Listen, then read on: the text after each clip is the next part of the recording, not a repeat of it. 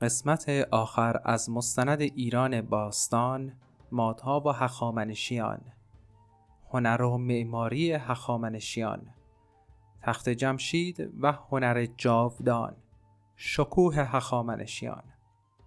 هنر در خدمت شکوه شاهنشاهی.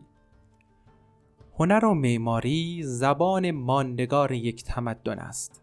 در شاهنشاهی هخامنشی هنر و معماری نه تنها زیبایی بلکه بیانگر قدرت، اتحاد و شکوه امپراتوری بودند.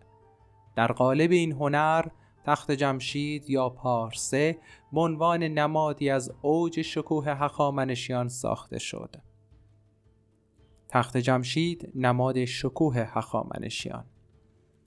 تخت جمشید نه یک کاخ معمولی بلکه نمادی از وحدت و قدرت شاهنشاهی بود. این مجموعه با تالارهای بزرگ، ستونهای بلند و نقش برجسته هایی که داستان اتحاد و فرهنگ های گوناگون امپراتوری را روایت می کنند به اوج هنر معماری زمان خود رسید.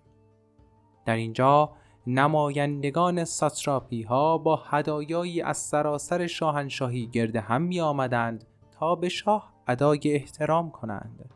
هر نقشی بر دیوارهای تخت جمشید حکایتی از مردم، فرهنگ‌ها و شکوه شاهنشاهی است. ستون‌ها و معماری با شکوه. ستون‌های تخت جمشید با سرستون‌هایی به شکل گاو، شیر و عقاب نماد قدرت، حفاظت از شاهنشاهی بود. این ستون‌ها با ارتفاعی که گویی آسمان را لمس می‌کردند، نمایشی از اقتدار و شکوه امپراتوری بودند. ساخت چنین معماری پیچیده‌ای نیازمند مهارت‌های بالای مهندسان و صنعتگران بود که از سراسر شاهنشاهی گرد آمده بودند. نقش برجسته‌ها، داستان‌های سنگی. نقش برجسته‌های تخت جمشید به گونه‌ای طراحی شده بودند که هر سنگ داستانی از اتحاد و شکوه امپراتوری را روایت کند.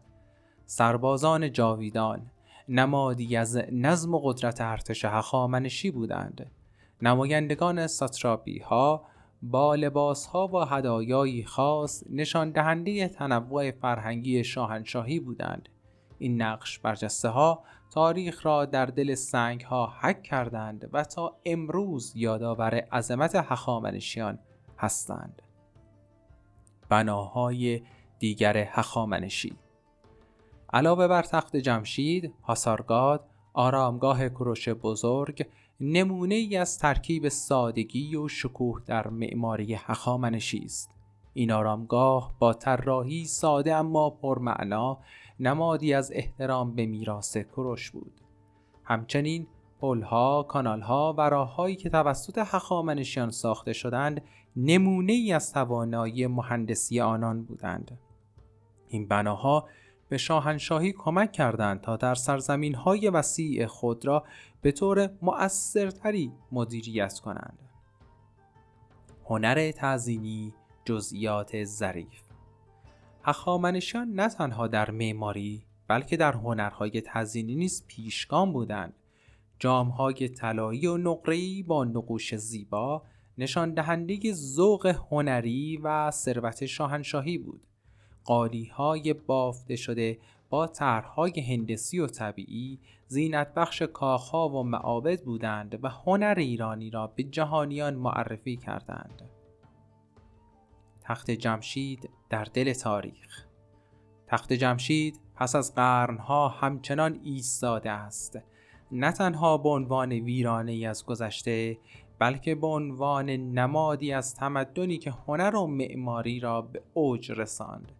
این بنا همچنان داستان‌هایی از شکوه هخامنشیان را روایت می‌کند و به جهانیان یادآوری می‌کند که چگونه هنر و معماری می‌توانند شکوه یک تمدن را جاودانه کنند.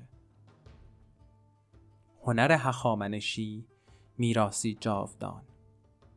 هنر و معماری هخامنشی نه فقط یادگاری از گذشته بلکه درسی از شکوه و هماهنگی است. ستون‌های بلند، نقش برجسته‌های پرمعنا و بناهایی که تا امروز الهام بخش معماران و هنرمندان هستند میراثی است که در دل تاریخ جاودانه خواهد ماند. همراهان، به پایان مستند ایران باستان بخش ابتدایی مادها و بخش انتهایی هخامنشیان رسیدیم. سپاسگزاریم که در این مجموعه مستند نیز همراه آستان تاریخ بودید.